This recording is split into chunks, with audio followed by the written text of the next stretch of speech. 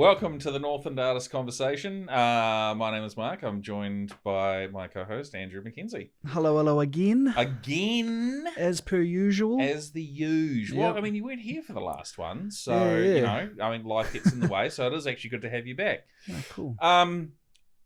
Where to start with Lauren Roche? Wow. What a journey, like. Yeah. to as an understatement. Like, yeah. Literally a journey. It is. You know, Lauren was so incredibly giving. And, you know, I think this is it'll be so this one won't come out next week. This one will come out a little bit later. But this is obviously the third actual sit-down podcast that we've done. Yeah. And everyone's been just so incredibly giving as well. Yeah. You know, when we're sort of having a little break there, she was like, "Oh, I'm sorry if I talk too much," and everyone's saying the same thing at the moment. It's like, "Oh, I'm talking too fast," or "I'm talking too much." It's like, no, you're fine. This is really, you're really here good. to podcast. We need you to talk more. Yeah. We don't need you to be I say one or two words in a monosyllabic tone. We encourage. Yeah, or just a straight up plug. Yeah, exactly. It's like, so tell us about your life. Okay, well, great. You know, so Lauren was just incredibly giving. To people at home, I will say this. There are some very sensitive topics that are talked about in this podcast. So if you do find yourself easily triggered, or you get concerned, or you can get upset about things, please know that there are some very heavy topics that we do talk about in this podcast. The first half, I guess. Yeah. So if I will say we'll put a trigger warning in place just so you're aware. If at any stage during the podcast you feel like it is a bit too much, please feel free to pause, step away. But also if you do need any assistance as well, 1737 we'll be putting the information there. They're a free service and they are there to talk and to listen should anything that is discussed during this podcast cause you any upset or triggers anything that sort of happens in your life. And you know, I think that's actually a really important thing that we sort of say to people as well. Yeah, because a lot of it is very heavy. It is. It's the first time I've kind of heard a story like that myself. But yeah, definitely if you're feeling down about it, you need to reach out. So yeah. And look, there's no shame in reaching out. Yeah, for sure. As well. You know, nowadays we're a lot more inclusive society. Yeah. Than what we were many years ago. So, you know, if you feel like the content is a little bit too heavy for you, just take a break, step away from the podcast, come back a bit later if you wish. And if it gets to a point where you do need to talk to someone, 1737 is a free service. You can either call or text them. They're 24 hours a day, 7 days a week. We'll put the bit of the information sort of just down the bottom there. And we'll also have a little bit more information about them as like a little promotional piece or a sponsorship piece during the podcast as well. So that's really important.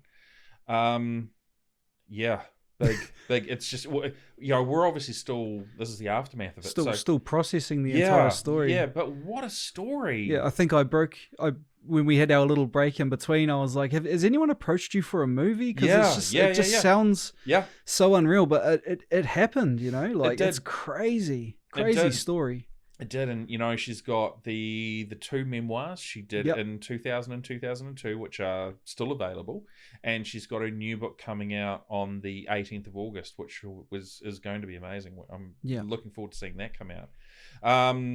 So, I mean, without further ado, let's sit down and have a conversation with Lauren Roche.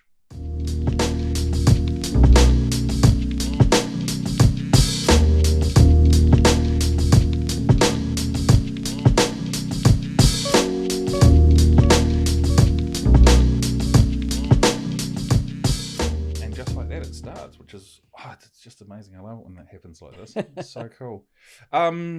Well, Lauren Roche, thank you very much for joining us in the 5 Elements studio for the Northland's Artists Conversation. Lovely to have you here.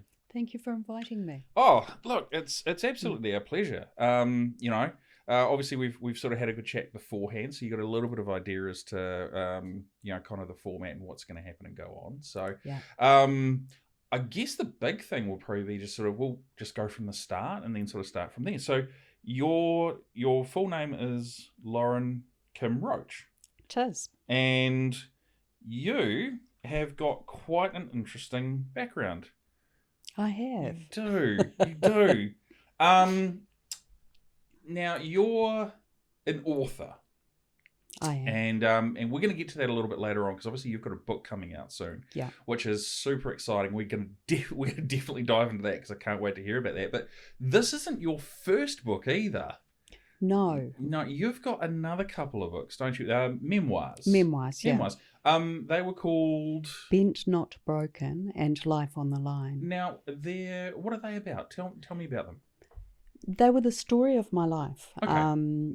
I started to write them probably 25 years ago. Okay. I was a GP working on the Kapiti Coast, and I had an episode of really severe depression, and I attempted suicide and lived through it. Okay. But realised that there was a lot of stuff in my past, a lot of things that I'd done that I'd never really come to terms with. Okay, sure. And to try and figure them out in my head and to get some power back over them, I decided to write them down. Oh, wow. And the books were never meant for publication. They were just kind of a diary, who am I? Yeah. And why, when I have done so well in my life, to become a doctor, a GP, to own my own home, things that hadn't happened for my mum and dad. Yeah. Why did I have to pull the plug on myself or try to? Wow. So by writing these things about my life, I took the power back.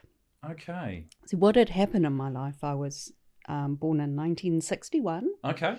So I'm 61 this year. Golly, I just don't know where the time went. I know. Tell me, I turned 47 last month, and I was just you baby. Man, 40. Thank you very kindly. It's nice to recall that. So I was the eldest of 3 girls. Yeah. And we lived in Strathmore Park in a state house. And sometimes we lived with my grandparents, mum's parents. Okay. Yep. And Dad was kind of itinerant. He had different kinds of jobs. Sometimes he was an engineer. He worked at a little engineering place. Other times he jumped out of helicopters to catch live deer for farming. So Dad was a guy who could do anything. Those are very different jobs. So, well, jack of all trades, really. He was, yeah. So, essentially, you moving and studying to become a doctor, that's a very fixed profession, isn't it? So, sort of completely opposite from what he did. It was, yeah. Yeah, okay, right. But as I got older and got to understand my dad, I realised that he was a very literate and undereducated man for his intellect. Oh, wow, okay. He was a really cool guy. Yep. But, when we were young, you don't know stuff like that. No, well, yeah. So Dad went to live in Australia for a while when I was about 5 or 6. Okay. And I remember my mum sitting at the table drinking and smoking and crying. And she had these 3 little girls in the state house, and Dad had gone. And she didn't really know if he was going to come back or if we were really going to live with him in Aussie. And eventually Dad came through. Mm-hmm. And we all moved to Australia and lived there for a couple of years. Oh, wow. Mum and Dad split up during that time, and Mum and her 3 kids moved in with another man and his 3 kids, and we lived in a caravan.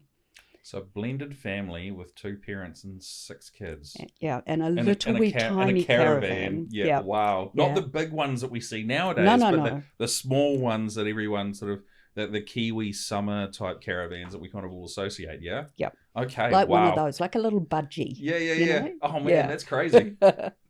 So life was difficult, we didn't go to school sometimes. Yep. I remember once eating dog biscuits with tomato sauce because we had no money. Mum and her boyfriend, they'd get work picking grapes or picking tomatoes or whatever. And we lived in the caravan. They parked it outside an abandoned house for a while on a vineyard in Barmera while they picked grapes. Now, that's Barmera's in Australia. South Australia. Still in Australia, yep. Sure. Life got difficult. There was sexual abuse of some of the kids, and I was the eldest. Eventually, my grandmother, Mum's mother, paid for me to come back to New Zealand by myself and to be cared for by her and Granddad. Okay. And Mum and the others came back several months later. Right, so you all eventually came back together as like a big blended family? Yes. Yeah, sure. Okay. Yeah. There was quite a lot of violence between Mum and her boyfriend. We moved out of Grandma's place, moved up to Featherston. I remember one day when Mum's boyfriend threw a knife at her head, and it just missed her head and it went into the wall in the kitchen, stabbed into the wall. Yeah. You know, it was nasty stuff. Yeah. So eventually Mum sent him back to Australia with his kids, and we all moved in again with Grandma. Okay. So my sisters and I had a very stable relationship with our maternal grandparents. We would come back and forth from Grandma and Granddad's place. Sure, yep. When I was 13, we were living with Grandma. Mm-hmm. My mum was really unwell. She had a lot of drugs and alcohol and problems with depression. One morning, we got up, she was angry with me, and she strangled me until I was unconscious. My sister Tracy saw it happen. Okay. Mum, she was just a mess. She ended up in Porirua Hospital in the secure psych ward. Right. And was there for a while. Okay. Now, is the psych ward still going? I think Porirua Hospital is still going. Yeah. Mum was in Lomond, which was the lockup for people who really had pretty big problems. Right. I think it's still going because I had a childhood friend end up somewhere in Wellington. There was actually a feature article and story done on him. So I think it was Porirua. But yeah. So no, please carry on. Yeah. Wow, fascinating. So she ended up in there, yeah. And one of my aunties said, "Come and live with me." So I moved up to live with my auntie in Auckland when I was 14. Oh wow, nice. Yeah. Okay. And one day we heard from Mum. Yeah, she had moved into a flat with a new boyfriend with my two sisters. Okay. My sisters were away on holiday because it was Christmas holidays, January. Nice, yeah. We got a phone call that my mum had committed suicide. Oh, wow. And she'd been by herself. Her boyfriend had gone out. Yeah. Her 3 daughters were scattered around the place. Nobody needed her. Right, okay. And she died alone of a drug overdose. Yeah. I went from being someone who'd been quite studious and smart at school to somebody who was quite smart at school, and the teachers weren't happy, you know. I once spoke to a woman in a prison, and she said, "You've got a lot of teeth for someone so smart." Oh, right. And I can imagine my 4th form teachers thinking the same thing. Yeah. Oh, wow. Wow. So I left school. I was 14 years old. My mother had died. Yeah. I was being really naughty at school. They didn't like me very much. Yeah. I wanted to be back in Wellington with my grandma, not up in Auckland. Okay, sure. And so I ran away and I went to live with my grandma again. Mm-hmm. So you're wow. Oh man, there's so much to unpack. I know. Sorry, that's it's all okay. kind of. No, it's fine. So 25 years ago, you start this journey of writing. Yes. And you're obviously writing all of these things and events that have happened to you. But wait, there's more. There's more. It's a free set of Ginsu steak knives. So you're writing all this stuff, all of these things down. It's all very trauma based. Yes. And you're using it as a form of therapy. Okay, right. Yeah. I was just Because sometimes when your head is full of chaos and trauma and stuff, it's really hard to dissect the things out, and it's really hard to get some sort of linear narrative and make some sense of it. Sure, yep. But when you write it down, you have power over those words. You can screw that paper up, you can burn it up, you can rub bits out. Yeah. And you can make sense of things. You can say, well, this led to that. And then I did something really stupid. So if I can go back from the really stupid thing and see if there was a sign that I wasn't coping so well, see if there was some sort of signpost looking back that I was about to do something really stupid and calamitous. So you can almost see if there's a pattern if there's a pattern, something that gets established. So you can almost become more self-aware. Yes, yeah. And so you can avoid repeating those mistakes again later on in life. Yeah. Okay, all right. So you're going through, you're reevaluating. Yeah. And what do you see? I see that when life is really good, I start to get suspicious that something's happening in the background. Okay. Not like conspiracy theory No, not at all. No, okay, just the sense that this is too good. So you're waiting for this is too good. I'm waiting for the hammer blow, the penny to or drop. Whatever. Yeah. And then I started to not sleep so well. Okay. So if I got to the point where I wasn't sleeping well and I thought, I need a sleeping pill, that was a sign that I needed to do something else rather than let things waft out of my control and do something dumb. That took a lot of thinking and a lot of writing. That must have, but what a huge revelation to have. Yeah. You know, because you would have, as you're going through this process, and your first book was published in 2002? 2000. Yeah. So your first 3 years, you're just frantically scribbling all of this information out. And, obviously you're still working, but, you're as these things are coming to you, you're writing them all down. Yeah. When you have that big aha moment, how powerful is that for you? That was enormously powerful. Yeah. Because before then, everything had felt as though almost like the world was against me, and no matter what I did, it was going to turn to shit. Because it did, over and over. Yep. But by writing it down and seeing that there were actually some subtle signs that I needed to look after myself better, I could take those signs and then exercise some more, or drink a bit less, or read a bit more, or go to the beach, or walk in the bush. Some self-help. Yeah. Some self-care. Self-healing. Self-healing. Yeah, absolutely. Using the physician of the intuition. That's a great phrase. Let's talk about, what does that mean? That's from Clarissa Pinkola Estes, who wrote Women Who Run with the Wolves. She's got this wonderful... I'm listening to it in the car at the moment. It's called the Body Consort, I think, it's got the word body in it. Okay, right. And she talks all about how the body has wisdom, and how that we are our own healers if we listen to our intuition. And sometimes we drug our intuition with alcohol or sleeping pills or DAC or too much exercise or too much sex or whatever. The drugging is the addiction. Yeah, it is. And it deadens that intuition that tells you how to heal yourself. Yep. Okay. So, the physician of the intuition. The physician of the intuition. Yep. Write that down, Andrew.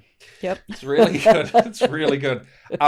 So, as the, you've, how many books how many notebooks worth of stuff did you end up getting through before you kind of went, okay, cool, I've had the first purge or I mean, I sort of picture it like the movie Seven, where Brad Pitt and Morgan Freeman break into the main villain's house, and it's like literally hundreds of books all over the bookshelf of his random mad scribblings and stuff like that. Were there sort of like was there a lot of books, or was it all like scattered? Because you could either do it on in books, or you can do it on things like Post-its and just have bits of pieces. Was it really structured for you, or no? There were random jottings here and there. Bits on the computer. Yeah, okay. I find, though, that if I want to write something that goes direct from my heart and is not thought out too much, writing with a fountain pen on paper, right, the words come out better. They come out clearer, and they have a better emotional content than something that's typed. Yeah, that's the actual. Is it the physical action that does it for you? I think it is. Because tappy tap tap tap is so impersonal, so clinical. Yeah, it is. Writing sort of very much more, because we've all got our own styles of handwriting and stuff like that. So very personalised. Well, you know that I was a doctor, so I'm pretty legible for a doctor actually. And fortunately, I'm right-handed, so I don't smudge as I go. Right. Okay, that's awesome. So you've got all of your books worth of material. Yeah. And as you said earlier on, you didn't set out with a conscious decision to publish. No. So what turned that moment to go, okay, maybe I have something here? Yeah. Walk me through that process.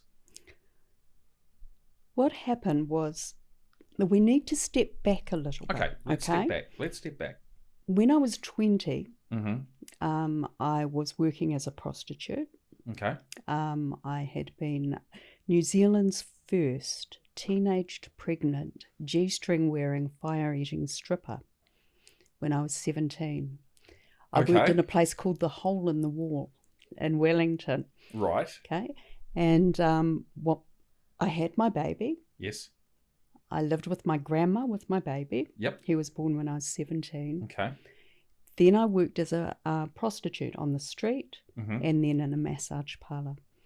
And I met up with a guy who was the detective sergeant, second in charge of the Wellington drug squad, and we began to date.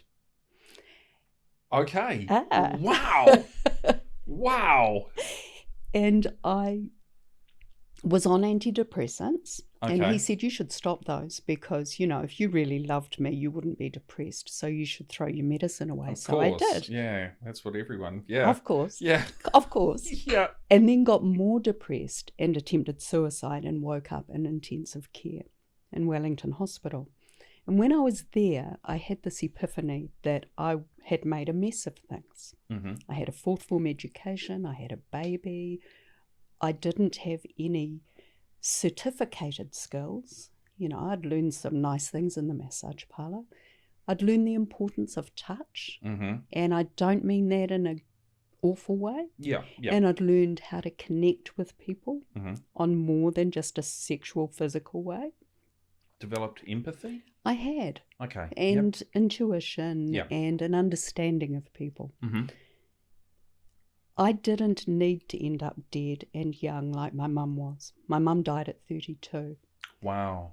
And the only way that I could get out of the path that I was on was to get an education. Sure. So I decided to go back to high school. Right. And I did 3 years at high school. So School C, sixth form bursary? Yep, but School C, even though I'd left school in the fourth form, School C was too easy for me. So I was bumped up to sixth form in that first year. Okay, cool. Got UE accredited. Yeah. Then did some seventh form papers. Found I was pregnant with my second child, who was the son of the detective sergeant in the drug squad. Yes. Who I was still going out with. Yep. Then went back and did a third year, having made the decision that I wanted to get a degree in science or in health. Okay. And the decision to work in health was because I wanted to do something that was so big that it would negate all the bad stuff that I'd done. Because I thought then that being a sex worker was bad. Sure, because, a little gang of us used to rob Korean sailors of their wallets. We used to do really, really yucky stuff. Also back then as well, there was a lot of stigma Yeah, there was. Yeah, it wasn't legal. No, definitely not. And we did some pretty Scody things, you know. Scody. Scody. Oh my God, I haven't heard that word in years. Scody, that's a brilliant word. Oh man, that's cool. Dear. Carmen told me off. Yeah. She actually told all of us off that, you know, this is not what you do. Now that is the legendary Carmen. The legendary right? Carmen. Yeah, yes. Wow. Because they were a well-known cultural icon. Yeah. Throughout New Zealand. Yeah. And you're getting chewed out by Carmen. Who also bought me Eskimo pies when I was pregnant. So how's that? Carmen liked Eskimo pies. Cool. That's very cool. That's amazing. So you've made this decision to essentially wipe the red from the ledger. Yeah, that was the idea. So that you're back in the black again. Yeah. When I did sixth form, I realised that I was really good at science. Okay. Now, I knew before that I could write. You know, I used to be good at the creative writing and stuff like that at school. Yep. Wasn't that interested in the other stuff. But I suddenly realised, hey, I can do science and I love people. Mm-hmm.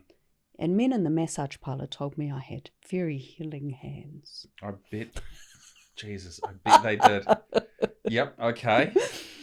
So I decided to try for med school. Okay. And I got in. Of course you did. So I got into med school at Otago Uni. Went down there with my son, Paulie. Yep. Who's my second born. He's autistic. Mm-hmm. So he moved down with me. Chris stayed with my grandma. Sure. Okay. Yeah. And things between yourself and the detective at this time were pretty hairy. Okay, and right. We ended up separating. So he's in Wellington, you're in Otago. Yep. Naturally, the distance. There's no internet back then. No. It's all toll calls on the phone. Yes. Yeah. One night I was so annoyed by him because he was quite obsessive that I pulled the telephone. No, I left the telephone off the hook because you couldn't pull it out of the wall. No, you couldn't. They were hardwired in. They were. And the exchange would put through this buzzing noise if you left your phone off the hook and someone wanted to ring you. Yeah. And I put pillows on it. So he had policemen bang on my door at 2:00 in the morning. To do like a welfare check. To say he was concerned. Yeah. Oh, that's absolutely crazy. Yeah. So you're in Otago. Yeah. You're beginning this brand new journey of becoming a doctor. Yes. Now, we don't know what sort of doctor at this stage because there's lots of different types. Oh, yeah. So you're going through and you're doing this, and how many years does something like that take? Well, there's Medint, which is the first year, which I did at Victoria. Mm-hmm. Then there's 2 preclinical years, which I did in Otago. Yes. Then there's 3 clinical years, which I did in Wellington. Then you do your house surgeon years. Yeah. And then if you want to become a specialist, you do registrar years. So it's a minimum of 7 years. So that's essentially 7 years, not only total study, but that's on-the-job work experience and training as well. That's from the fourth year. Fourth year onwards. Okay, so you're that's on when the you're wards. So you're kind of I don't even know what to equate it to, like house or ER or something like that, where you have the newbies come in and they get paired up with a senior doctor. That's it. Yeah. Okay. Yeah. Right. Okay. So you're going through. You're doing all of that. Yeah. And you're in Wellington? Yes. Okay, cool. So I'm in Wellington and I'm working as a junior doctor in the city where I'd been a sex worker. The first job I'd ever had out of school, too, was cleaning the corridors of Wellington Hospital. Wow. That was my first job. So one of the weirdest things that happened in those early days, I'm walking along the corridor in Wellington Hospital. The part of the corridor I had cleaned, as a 15-year-old, I'm wearing my white coat. Yep. And this guy comes towards me and he's got a clerical collar on. Yep. Right? So he's a hospital chaplain. Yep. He used to be the manager of the massage parlour where I worked. And he looked at me and I looked at him and it was like, no fucking way. No way. You have that moment where you're like, I know you. And he's like, I know you. Yeah, it was more than a moment. We had to go and have a coffee and convince each other that we were both the real thing. And we'd both done this big change. Yeah. And it was, that was a very funny moment.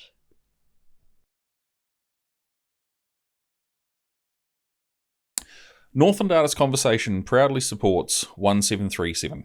1737 are a free service that you can contact either via phone or text message. They're available 24 hours a day, 7 days a week. On their website, 1737.org.nz, they say, are you feeling stressed or just need to talk to someone? Are you feeling down or a bit overwhelmed? Do you know someone who is feeling out of sorts? Whatever it is, they're there for you. Free call or free text, anytime, 24 hours a day. And you'll get to talk with a trained counsellor or talk with a peer support worker. Their service is completely free. They offer brief one-on-one counselling support sessions for those people that need it a little bit more than normal. Please do not be afraid to reach out if you need support or if you know someone else that needs support as well. 1737 are a fantastic service, and we here at the Northland Artist Conversation are very, very proud to support what they do. 1737, free text or free call.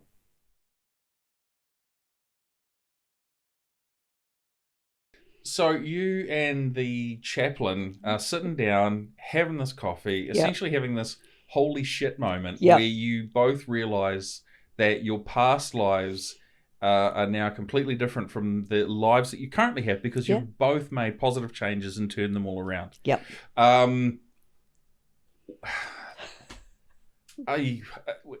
Where to from there?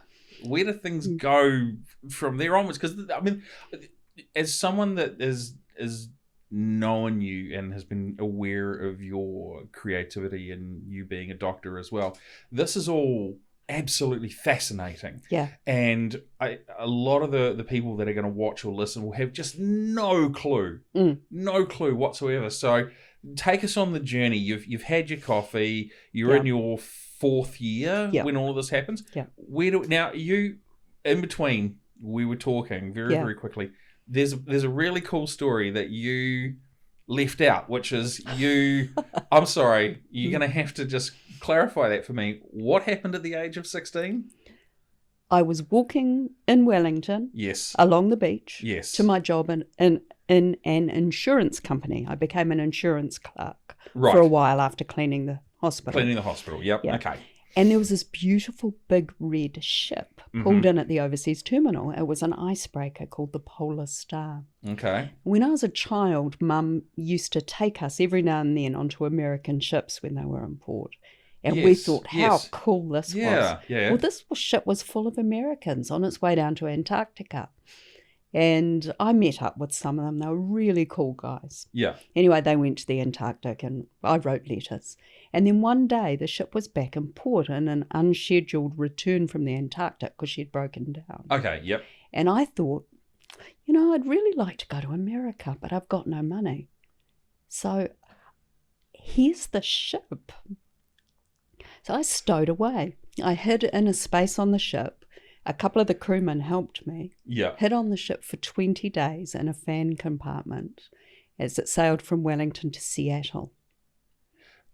Just for context, roughly what size is a fan compartment? Well, it was right under the bridge and it went the width of the ship. Okay, it was a very long space, but it was very narrow. So it was probably 5 foot. And I'm 5'5". I'm sorry, I've never got used to the metric stuff. Yeah, sure. Yeah. I'm 165 centimeters, or 55. We'll go with that. Yeah. So it was too narrow for me to lay flat. Yes. Right? Yeah. So a crew member brought me a mattress, and we wedged the mattress across the ship from bow to stern. Yes. Yep. Yep. So I was crunched up. Yeah. Also, the ceiling was too low for me to sit up properly. So for 20 days, in the complete dark, I curled up on a mattress. Yeah. I peed in a tin. I would not poo for 21 days because I didn't want anyone having to chuck that overboard for me. Fair enough. So I hid on the ship. I got out in Seattle. Yeah. The crew member who had helped me get to Seattle took me down to stay with his family. They lived in Arizona. Yeah. I got drunk because I was 16 and stupid, and I told them that I'd stowed away on his ship. So they shipped me off to California to my uncle. My dad's brother lived in California. Yes. Okay. But Dr. Hook, who was a band who I'd seen in Wellington, yes, were performing, and I wanted to go and see them. So I ran away from my uncle, hitchhiked across the United States to Texas. Yeah. Caught up with Dr. Hook. Ended up, it was a long and crazy story, but I ended up in the Dallas County Jail as an illegal alien. They shipped me. I ended up in Tarrant County Juvenile, and then they moved me to the Dallas County Jail. Okay. And I was held in prison for 3 weeks until my father paid my fare back to New Zealand. Okay, so.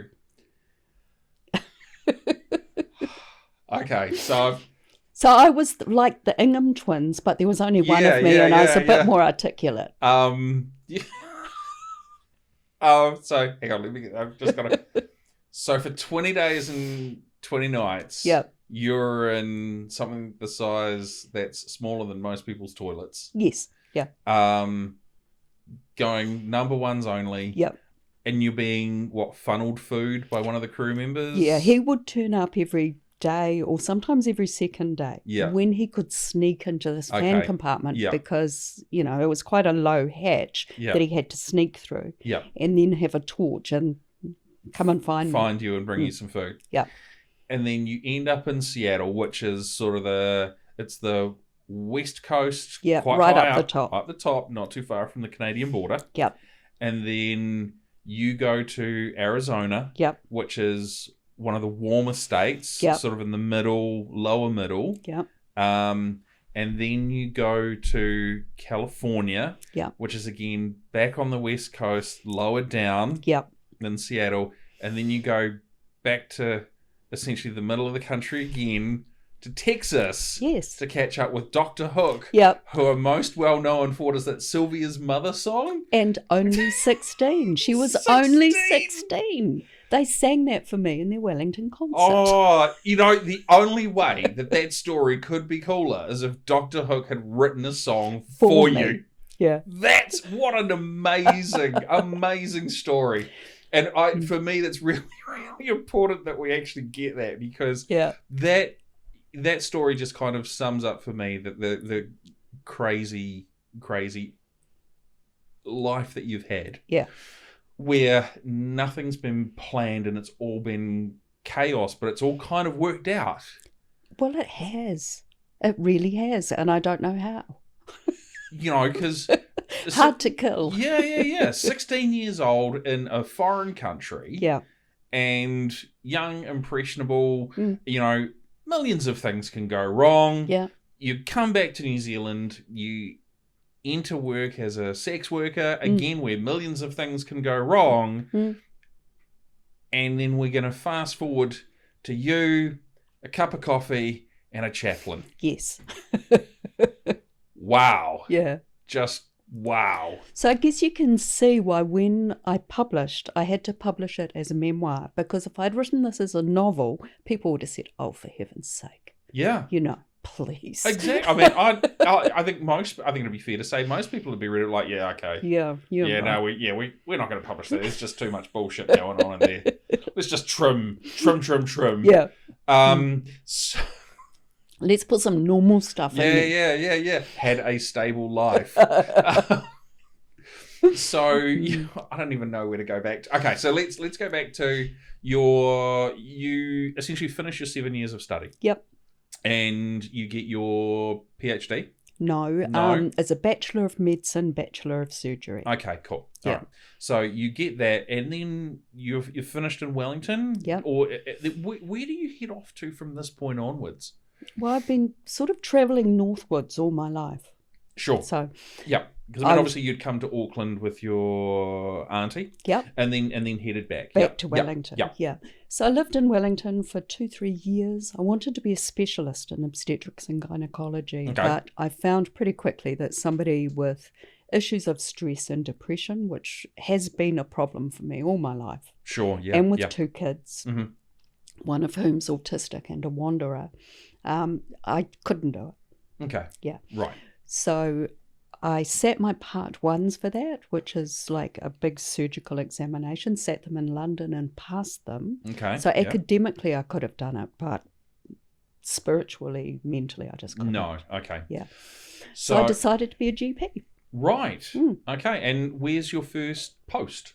Newtown Union Health in Wellington. Right. Okay. Which is great. We worked with a lot of refugee populations. Yep. A lot of lower decile people with really high health needs. It was fantastic. Right. It was really, really good learning. Yep. And you're there for? About a year and a half, I think. And then I moved up to the Kapiti Coast. I bought a place up there. Right.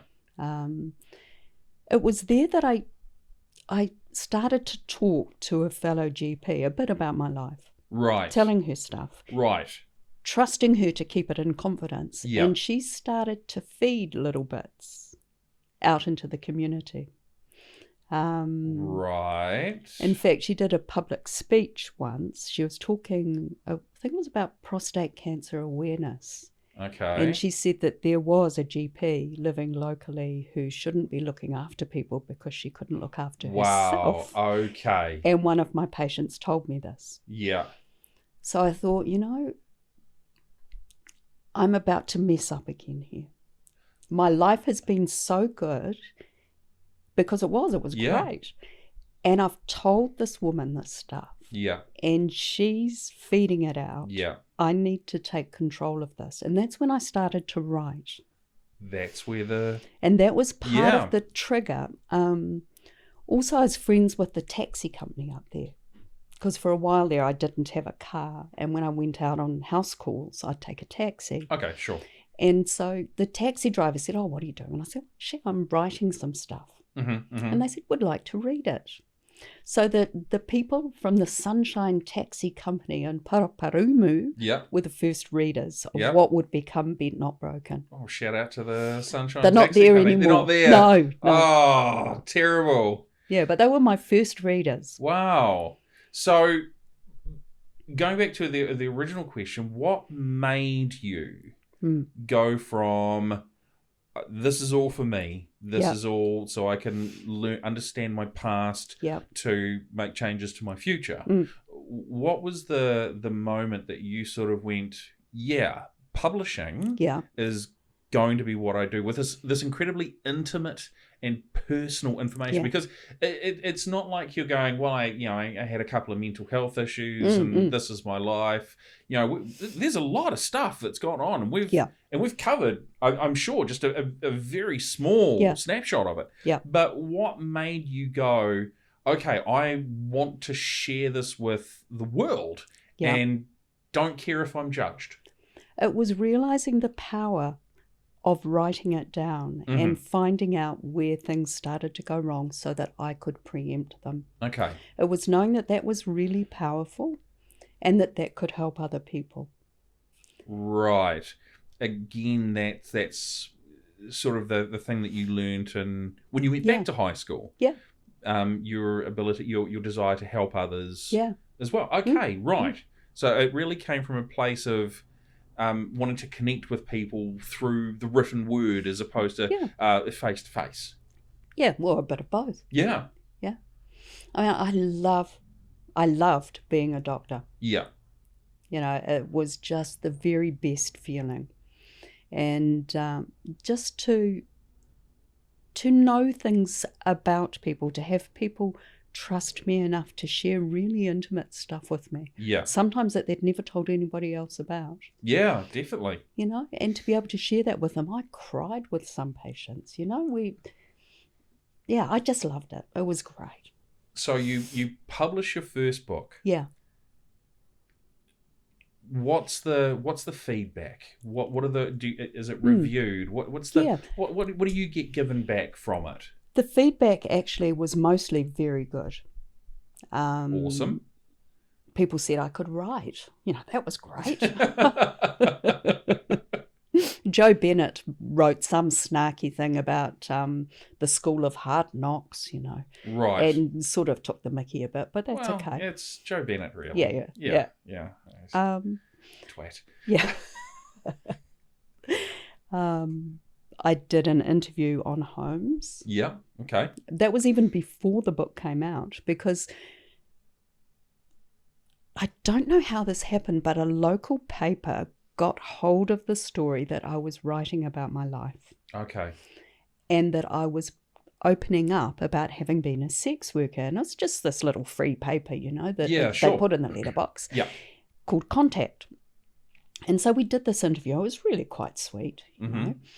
And when it came out, it was the front page. It was the whole of the front page. And the headline was Stripper, Prostitute, Doctor, with a picture of me walking along the beach. And it was like, oh, shit. Wow. Wow. Okay. Oh, shit. That is a hell of a headline. It's a hell of a headline. Yeah. Now, my dad rang me the night this came out because this is a Wellington-wide paper. Yeah. And he found it because he was going to visit his parents who were living in a little flat in a retirement village. Yeah. And as Dad pulled up, he got the mail out for them and this free newspaper, and he saw it. And he was so upset that his parents would see it that he ran up and down the street and took the newspaper out of everyone's letterbox. And he rang me and gave me a blast too. Because how much of this did Dad know? Dad knew it all. Okay, right. Okay. And he was very, very proud of me, but very quietly proud of me. Yeah, sure. You know? Yeah. And he didn't see why I had to tell people. Mm. So the first book comes out. Yep. You have the article in the free newspaper. Yep. That leads on to the sit-down interview with Holmes. Yep. Well, with Julie, who was one of his people. Wasn't actually with him. Yep. Then I do an interview with Brian Edwards. Yes. The book came out 2 weeks before I did the interview with Brian Edwards, I think. Mm-hmm. And 2,000 copies sold within a week of that. 2,000 copies. So the whole print run ran out because of the Brian Edwards interview. Wow. What happened then? Well, this is having kind of read the little bit of information about you. You release this book and it has its first run sellout. Yep. You get national publicity and exposure. Yep. You release a second book. Yep. A couple of years later. Yep. Yep. Is it that you had more to tell? Yeah. Or is it that there were things that were cut out of the first book that you felt needed to be talked about?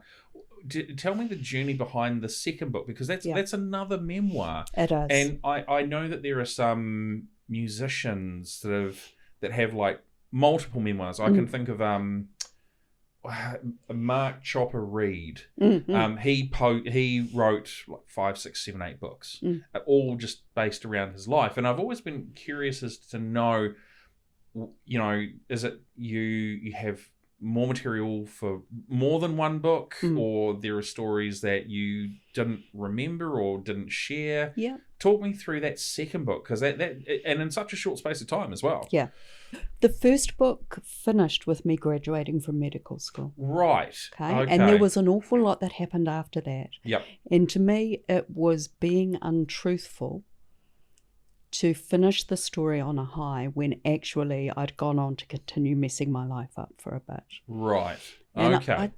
So that's really what it was about. The second book, now I probably wouldn't write.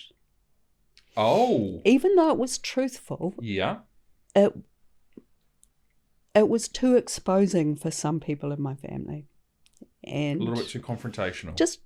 A little bit too confrontational. And sometimes you forget when you're writing memoir that you're actually writing other people's memoirs for them. Yeah. Ah, yes. And not in the way they would have written them. Yeah. You know, because every one of us is the hero in our own story. Absolutely. Absolutely. Yeah. And we won't tell the same stories. No, we all have different perspectives on certain events as well. Right. So you're writing your perspective about a certain set of events. Yeah. And obviously that upsets friends, family members, colleagues? Family members. Family members. Yep. Okay. Yep. Okay. And it was my mum's family who got most upset, even though they weren't identifiable as my family because they had different surnames. Right. My Okay. dad's family, who were very identifiable. Yeah. They were less upset.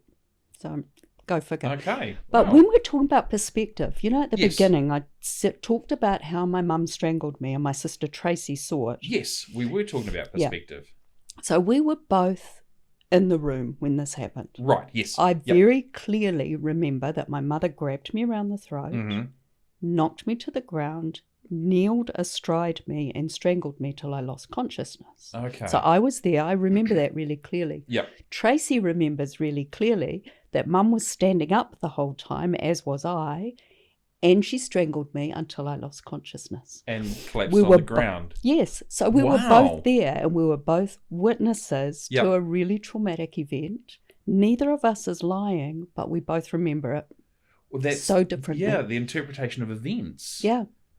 Holy shit. Yeah, so it made me think about perspective. Yeah. And then are you thinking about perspective as you're writing this second book? Or is that why you have is regret the right word? Or I don't know that regret's the right word, but I think... Yeah, you'd have changed some of the content? Possibly. I could have been more protective of it. There's some stuff I don't want to talk about, and I could have been more protective of someone. Yeah. Yeah. Okay. And look, that totally makes sense because, at the end of the day, when we're sort of talking about our journey and stuff like that, sometimes we do run the risk of hurting others inadvertently. Yeah. Inadvertently. Yeah. Or even deliberately, and then afterwards thinking, well, actually, that was a bit of a low blow. Yeah. And time can heal old wounds as well. So when you're intentionally trying to hurt someone, 20 years down the track, you may not feel that way. That's right. Yeah. It's sort of very much in the moment. Now, you write these two books, 2000, 2002, and then you're a GP. Yep. You migrate your way to Whangarei. Yep. And you're a GP here for how many years? 6 years, I think. 6 in Carmel. In Carmel? 3 Mile Bush Road. That's it. Yeah. 3 Mile... Bush Road Medical Centre. That's the one. That's the one. Yeah. And but you're no longer there, are you? No. On my way towards Bush Road, I lived in Napier for a while. Yes. And I Love did Napier. Ironman. You know Ironman? You swim 3 point... No. The sporting event. The sporting event Ironman, yep. You swim 3.8 kilometres, you cycle 180k, then you run a marathon. Yep. Well, I did one of those. Congratulations. That's a huge achievement. In 2007. And in 2012, I was training to do the second one, and I had a fall doing yoga. And in the fall, I prolapsed 3 discs in my back. Okay. And I had back surgery after the Ironman event. Yeah. And in the course of the surgery, something happened to my spinal cord. So there was a medical misadventure. Right. And I ended up with a condition called arachnoiditis. Mm-hmm. Now, the spinal cord and the brain are covered by 3 layers called meninges. That's where meningitis comes from. Right. Okay. That's inflammation of the meninges. Yeah. Well, one of the meninges is called the arachnoid layer because it looks like a spider web. Oh, okay. Yeah. Yep. Okay. That makes sense. Yeah. And if that's injured, it creates an inflammatory mass that traps all of the nerves. Yeah. So I had this injury that affected all the nerves from my waist down. So I couldn't run because if I tried to run, I'd fall over. Sure. I couldn't swim because my legs didn't work properly, and if I got out of the pool, I couldn't walk. Yeah. I couldn't cycle because I can't sit on a bike seat for that long. Okay. So suddenly, that part of my being, that part of my identity disappeared. Yeah. Because as you'd sort of said earlier, when you were talking about how sometimes you're waiting for the other shoe to drop. Off. Yeah. You talk about doing something different, and you mentioned exercise. Yes. Exercise is obviously something that's kind of become a bit of a core part of your identity. It has, yeah. And then for that accident to happen, for a little bit of that to be taken away. Yeah. Okay. Yeah. So, what happens sort of after the incident and the medical malpractice? Yeah, for a while, I was better from the prolapse discs, but gradually, the more I exercised, the more I started to fall over and have funny neurological symptoms in my legs. Okay. And arachnoiditis is incurable and progressive. It's a pain disorder and a mobility disorder. So I trip and fall easily, and I walk a bit funny sometimes, especially if I've been sitting down for a while. Sure. So I started to tell my patients, if you see me in town and I'm trying to hurry across the road and it looks like I'm drunk, I'm not. It's just that my legs don't always work that well. Yeah. But soon the pain got too much. And right. Yeah. Yeah. The neurological stuff was too much. Yeah. And I wasn't as compassionate or as kind or as curious as I wanted to be as a doctor. So I pulled the pin on my medical career. Was that sort of something that you just did gradually? Or? Yes. Okay, right. Yeah. So you sort of slowly wound yourself down. I did, yeah. Right. How hard was that? It was really hard. Yeah. It was really, really hard because becoming a doctor was a huge thing. I was the first person on my mother's side of the family to go to university. Yeah. For generations, anyway. Yeah. My dad's brother had been to university in the States. He got a tennis scholarship, but nobody else had. You know, and after me, quite a few of my cousins went to university, and I hope that I helped to open that way for them. You pioneer. Yeah. Nice. Okay. So it was a big thing, and the communication with people was such a big part of my life. Yeah. Okay. So you've essentially wound down your time as a GP. Yeah. But you've decided to make another segue. Yes. And North Tech is calling. And now, what did you do at North Tech? I did a year and a half of writing. Yeah. I did a level 6 half year and then full level 7 year. Mm-hmm. And for level 7, I wrote a novel called Mila and the Bone Man. Yeah. Okay. Which is going to be released on August the 18th this year. Which is why we're here. Yeah, yeah. So Mila was mentored by Pip Adam, who's an amazing New Zealand writer. Yes. North Tech, their creative writing program, I think they're the only polytechnic who's doing creative writing in the whole of New Zealand. Wow. And it's world class. Yeah. It's absolutely world class. They've got amazing mentors, great teachers. Can't recommend it highly enough. Okay. So you go do half a year of level 6. Yeah. Level 7. Yeah. Just absolutely nail it. And you write this wonderful book. Yes. The year after that, yes. which is last year, I did a master's in creative writing through AUT. Yeah. And I wrote a book called Songs to Sing to the Dying. I got first class honours for it. That book will be out probably in a couple of years. Wow. So we're really getting a scoop here. Yeah, you are. So you not only have you got one book coming out this year, you're going to have another book in a year or two's time. Yes. And there's a third book, which is currently with some editors in the United Kingdom, called The Anatomist's Handbook. 3 books. Yeah. You're going to have 3 books come out in, what, a 5-year period? I think so, yeah. And all from the, what was it, stripper, prostitute, doctor? That was headlines? Yes. Oh, my goodness. So let's talk about the book that we've got coming out this year, because obviously as the other ones come, we're going to get you back in. Good, great. Because those conversations are going to be absolutely amazing. Yeah. Let's talk about that. What is the book about? Okay, Mila and the Bone Man. Mila is yep. Yeah, she's a young woman who lives in Northland. Okay. Up near the forest, near Russell.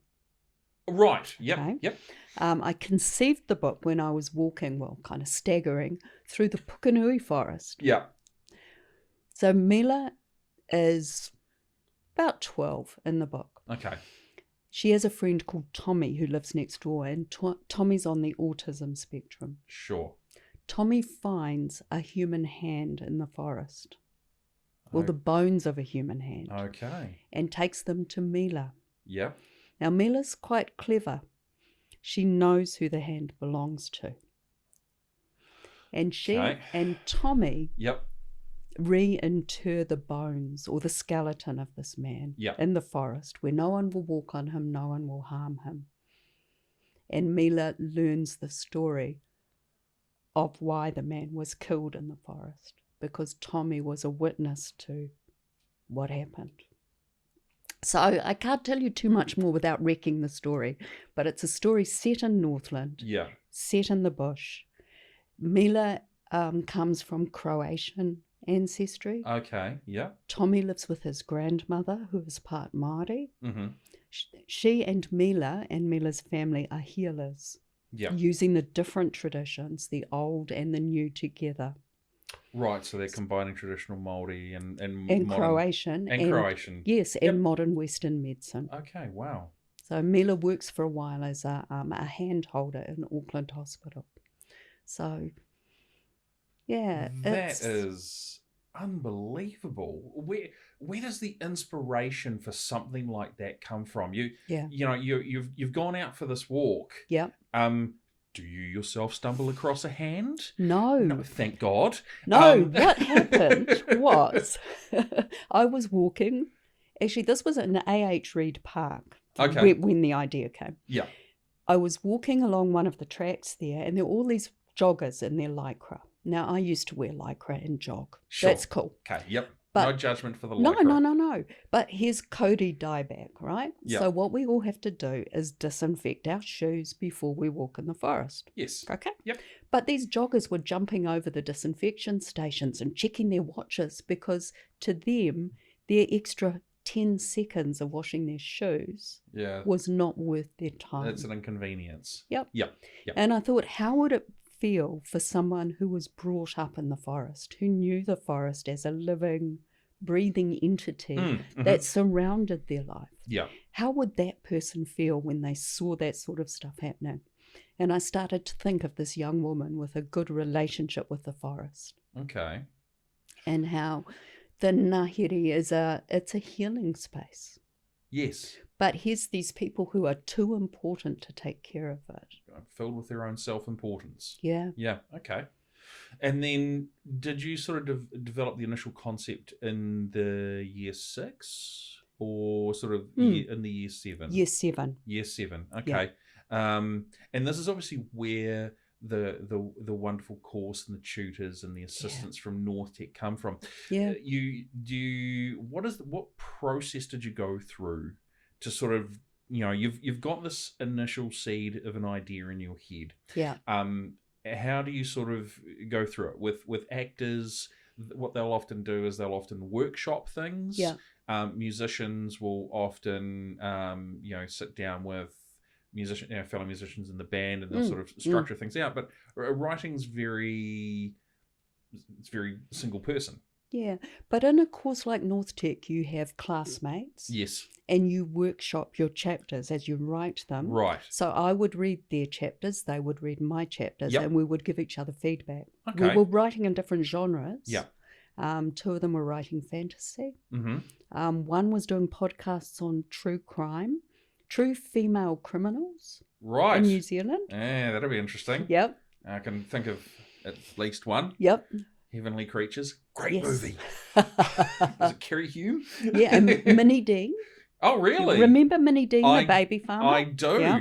Wow. That's going back. Yeah, it is. Okay. Yeah. So as you're writing chapters, you're sort of workshopping everything. Yes. And they're providing you with feedback as to what they like, what they, if there's any minor changes that need to be made. Yeah. How long does it take for you to go from initial concept through to essentially completion before it gets handed off to, or before it gets, bound together and then sent off to publishing houses for approval? Or it took, I think, 6 months to write Mila, and then there's the editing process, working through it too, and tidying it up. Yeah. I finished it 3 years ago, and it's only now going to publication. So it's been slowed down by COVID. All sorts of things have slowed it down. There's a worldwide paper shortage, partly caused by COVID, partly by the war in Ukraine. So all sorts of things get in the way of a book coming out. Yeah. COVID, I would understand. But a paper shortage. Yeah. Who would have thought? Yeah. Who would have thought? That's crazy. So you've got 6 months to write a book, but then essentially 2.5 years worth of editing. Now, as someone who's not a writer, you know, but I mean, I've certainly written songs and lyrics and stuff like that.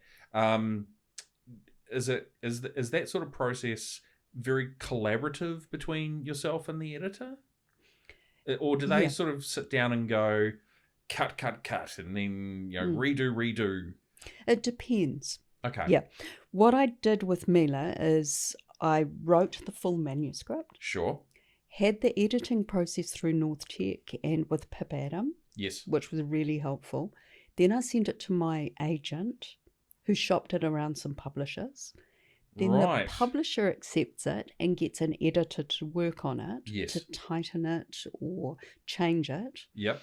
There was very little that we needed to do editorial-wise, which was great. And that's because that work's already been a lot of that work's been done already. A lot of it's been done, right. Yeah. I'm also a pretty good self-editor now. Oh, good. So you become better at that with time. Yeah. Then you get concepts for the cover. What words did I want from the text? Yes. What kind of imagery did I want on the cover? What was it to look like? Yeah. So the publisher does all of that stuff. Right. The author has final approval. Okay. I tend to say, you know, you guys are experts in that. Please, you do that. I'll write the book. You do the other stuff. Yeah. Yeah. Now, that August 18th is when it's an official launch. It is. Now, that is hardback? Paperback. Yeah. And digitally as well? Not yet. Yeah. Okay. All of those rights are all negotiated separately, and I just leave it to my agent to do that stuff. Right. So, yeah, I might make an audiobook of it once. I did do an audiobook of Bent Not Broken. Really? Yeah. I had a little microphone, and I used GarageBand.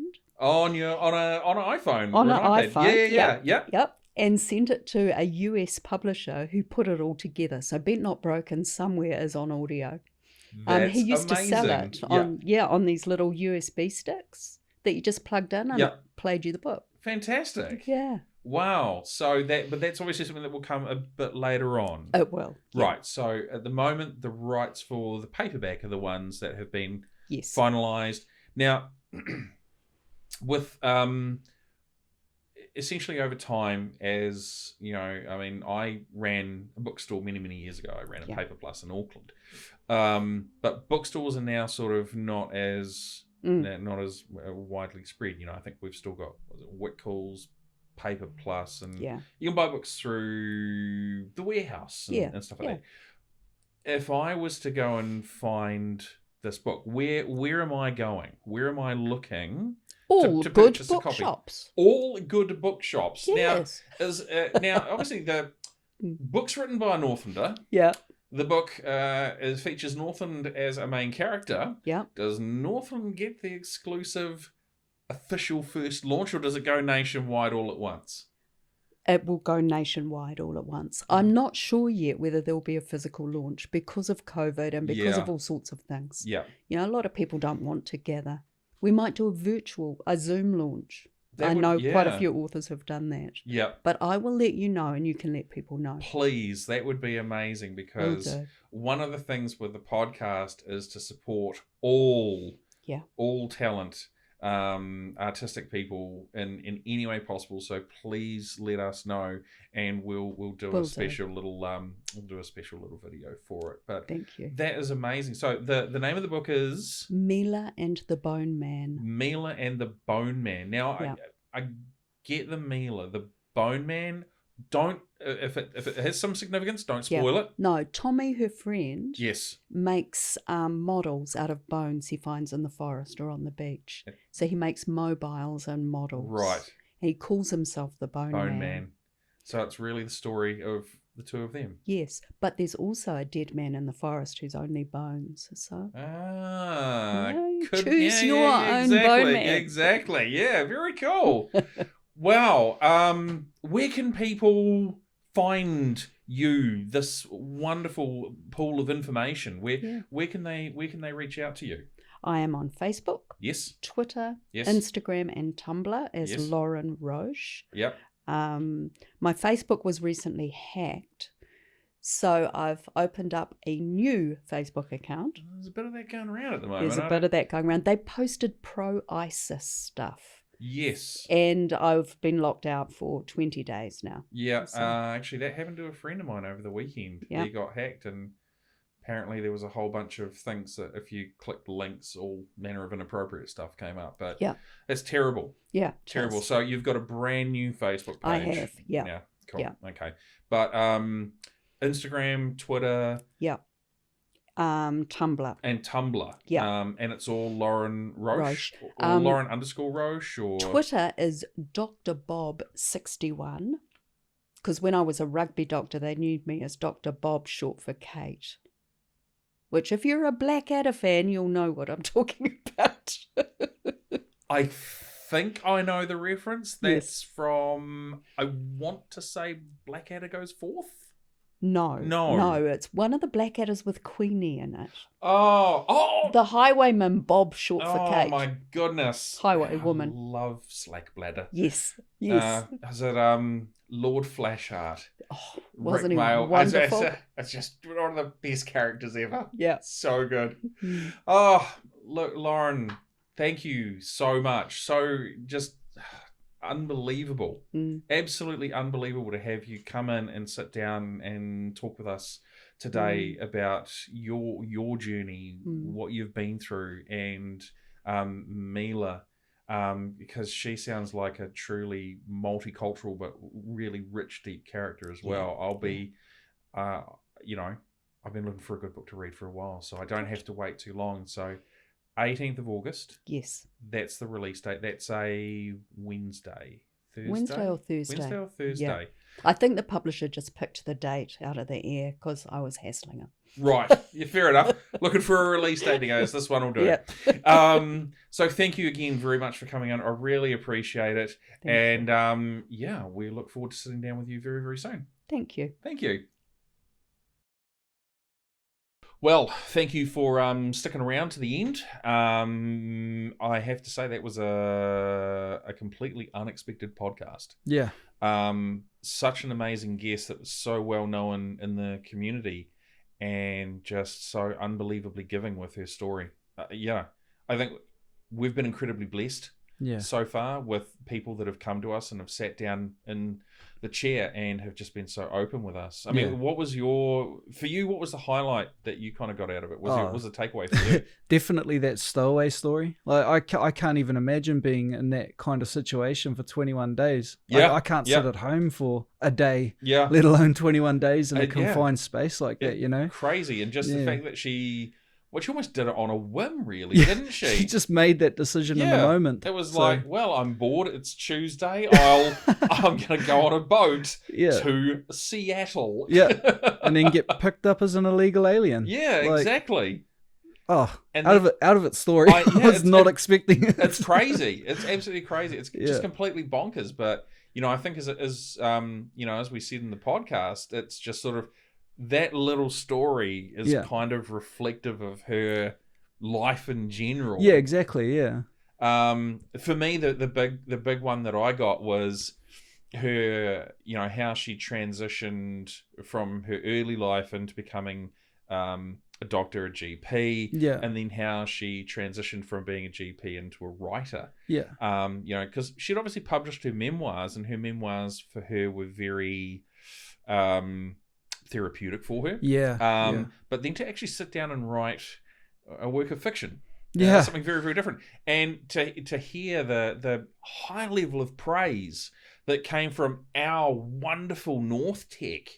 And she's talking about how she's got all these ideas, and she's going to the class and she's sort of talking about them, and how everyone's helping her refine the ideas and get it all down, and how she's now at a stage where that book's going to be published. She called the facilities at North Tech world class. So, I know. Sums it up Exactly. And, the fact that Northtec she said that she thinks it might be the only one in New Zealand that does a riding course. Yeah. So a riding course, awesome. World-class facilities. Yeah. Right here in Northland. Exactly. And that's amazing. So, those sorts of things were really cool. You guys can check Lauren out. She did give us her socials. They're in the podcast, but you can find her on Facebook at Lauren Roche. And she's also on Twitter at Dr. Bob61. That is that's a joke. You're going to have to actually go through and watch the podcast to find out what that's a reference to. And she's also on Tumblr and Instagram as well as Lauren Roche. So check her out.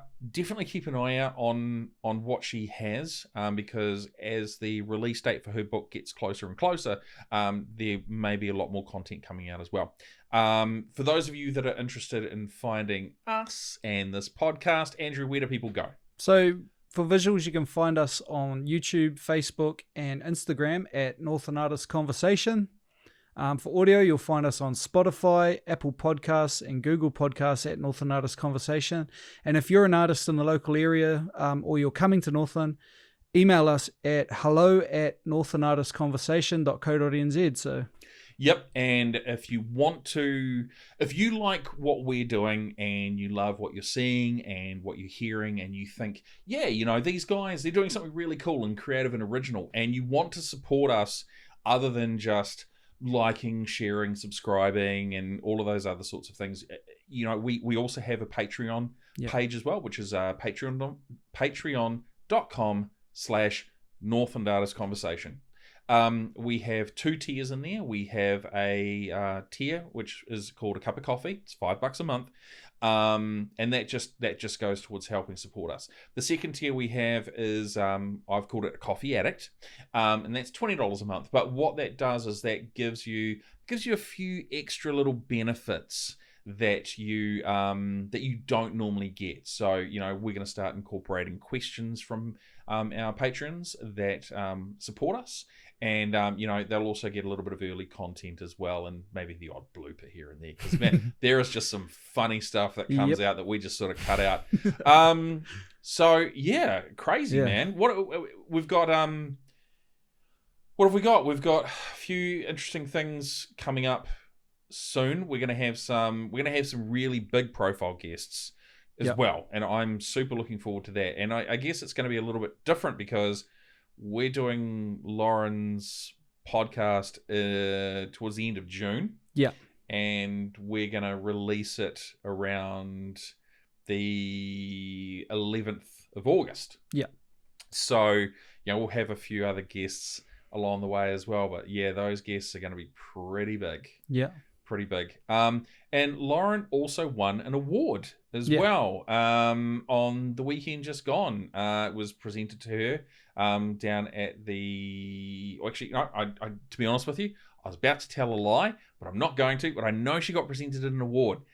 So congratulations. I know with the new book that when that comes out, that will do absolutely wonderfully. She talks about it on the podcast. It just sounds amazing. Yeah. So good. Yeah. And it's cool to have like that local inspiration for it as well. Yeah. Like she wasn't initially from here, but she's grown. It's kind of come from her move here. Yeah. That story. So she's the same as me. Really cool. I'm not from Northland. She moved to the region. I moved to the region. She's pulled up an idea. Well, out for a bushwalk of all things. Yeah, exactly. Yeah. I'm just a random bushwalk, and she's suddenly like, "Oh, I've got this idea for an amazing book." And the inspiration, like the key inspiration was kind of a different one. Yeah, like it was inspiration's lycra. Yeah, so crazy, eh? Like, yeah. So it's just crazy where sometimes you get ideas from, and that's so cool, and that just goes to show how some creatives, how their brain just works completely differently. And it's taught me that inspiration's nearly everywhere. Exactly, it can be. Yeah, definitely. Yeah. So look, straight down the camera. Thank you very much. My name has been Mark Kelly, and I'm Andrew McKenzie. Thanks for sticking around, and we'll see you guys soon.